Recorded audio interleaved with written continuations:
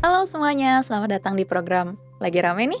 Tempat kita bahas isu-isu panas, tajam, dan seringkali nggak banyak dibahas secara mendalam. Saya Pulina Nitya Kanti, dan kali ini kita akan membahas tentang sisi lain dari program makan bergizi gratis. Bayangkan ini, sebuah program pemerintah yang awalnya dibuat untuk memastikan anak-anak Indonesia mendapatkan makanan bergizi setiap hari. Perlahan, berubah menjadi pasar baru bernilai triliunan rupiah. Program MBG atau makan bergizi gratis awalnya dirancang sebagai solusi untuk masalah gizi anak-anak Indonesia. Tapi sekarang muncul pertanyaan yang mulai sering terdengar. Apakah program ini benar-benar fokus pada gizi anak-anak? Atau justru sedang berubah menjadi ladang bisnis baru bagi banyak pihak? Ini bukan tuduhan, tapi ini adalah fenomena yang mulai terlihat.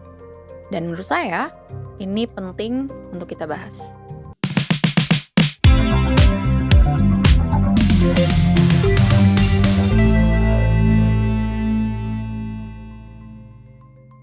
Pertama, kita harus jujur mengakui satu hal.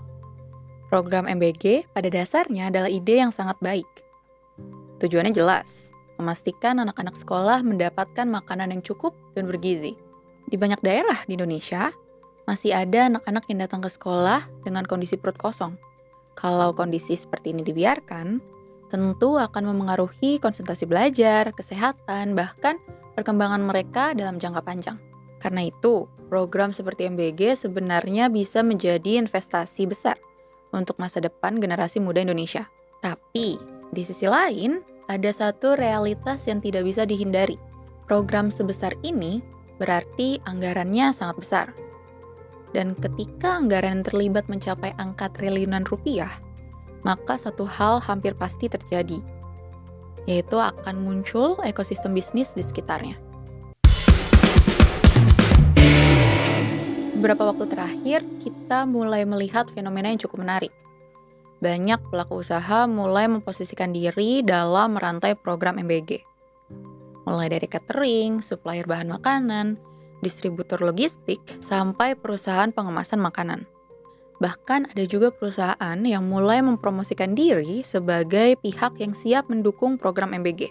Sekilas ini terlihat normal, karena memang setiap program besar biasanya akan menciptakan aktivitas ekonomi baru.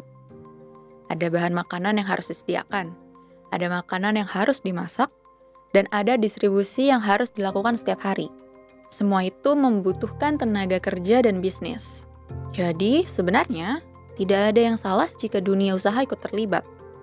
Justru kalau dikelola dengan baik, program ini bisa menjadi penggerak ekonomi lokal. Petani bisa menjual hasil panennya, peternak bisa memasok telur dan ayam, dan UMKM catering bisa mendapatkan peluang usaha baru. Namun, disinilah kita harus mulai berhati-hati. Nah, persoalannya, sekarang muncul fenomena ternak yayasan dalam pengelolaan dapur program makan bergizi gratis atau MBG. Sejumlah pihak disebut memanfaatkan program tersebut untuk meraup keuntungan bisnis, bahkan mengelola banyak dapur sekaligus. Informasi ini diungkap langsung oleh Wakil Kepala Badan Gizi Nasional Nanik Sdeyang baru-baru ini. Yang perlu diwaspadai, ketika sebuah program sosial berubah menjadi proyek bisnis bernilai besar, selalu ada risiko yang muncul. Risiko pertama adalah pergeseran tujuan. Program yang seharusnya fokus pada kualitas gizi anak-anak bisa saja berubah menjadi sekedar proyek pengadaan makanan. Padahal, dua hal itu sangat berbeda. Memberikan makanan itu mudah. Tapi, memberikan makanan yang benar-benar bergizi dan kualitas itu jauh lebih sulit. Risiko kedua adalah persaingan bisnis yang tidak selalu sehat. Dalam proyek-proyek besar pemerintah, seringkali pemain besar memiliki akses yang lebih kuat dibandingkan pelaku usaha kecil. Nah, kalau ini terjadi, maka peluang yang seharusnya bisa dinikmati oleh UMKM lokal justru bisa saja dikuasai oleh segelintir perusahaan besar. Dan yang ketiga adalah risiko penurunan kualitas. Dalam dunia bisnis, selalu ada godaan untuk menekan biaya produksi, agar keuntungan bisa lebih besar. Jika pengawasan lemah, bukan tidak mungkin kualitas makanan akan dikorbankan. Padahal, yang menerima makanan itu adalah anak-anak sekolah. Menurut saya, kita perlu melihat fenomena ini dengan cara yang seimbang. Bahwa benar, program MBG bisa menciptakan peluang bisnis, dan peluang bisnis itu tidak selalu buruk. Tapi, yang perlu kita jaga adalah prioritasnya. Prioritas pertama tetap harus pada tujuan awal program ini, yaitu memastikan anak-anak Indonesia mendapatkan makanan yang sehat dan bergizi. Jadi bukan sekedar makanan yang murah dan bisa produksi massal. Kalau program ini dijalankan dengan pengawasan yang baik, transparansi yang kuat, dan melibatkan banyak pelaku usaha lokal, MBG justru bisa menjadi program yang luar biasa. Bukan hanya memperbaiki gizi anak-anak, tapi juga menggerakkan ekonomi daerah. Pada akhirnya, program MBG adalah tentang masa depan. Tentang generasi muda yang suatu hari nanti akan menjadi pemimpin, pekerja, dan penggerak bangsa ini. Karena itu, kita tidak boleh melihatnya hanya sebagai proyek ekonomi. Di balik setiap paket makanan yang dibagikan, ada harapan agar anak-anak Indonesia bisa tumbuh lebih sehat, lebih kuat, dan lebih siap menghadapi masa depan. Dan mungkin pertanyaan yang paling penting untuk kita renungkan adalah ini. Apakah program ini akan benar-benar menjadi investasi untuk generasi masa depan, atau justru hanya akan dikenang sebagai ladang bisnis baru? Nah, kalau kalian punya pendapat atau pandangan tentang topik ini, jangan ragu untuk tulis di kolom komentar ya.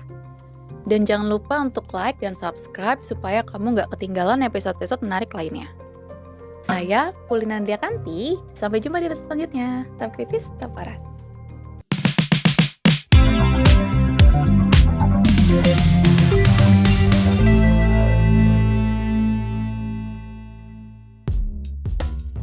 Keputusan bisnis terbaik datang dari data, bukan tebakan. Mudah berlangganan Business Insight dengan subscribe with Google.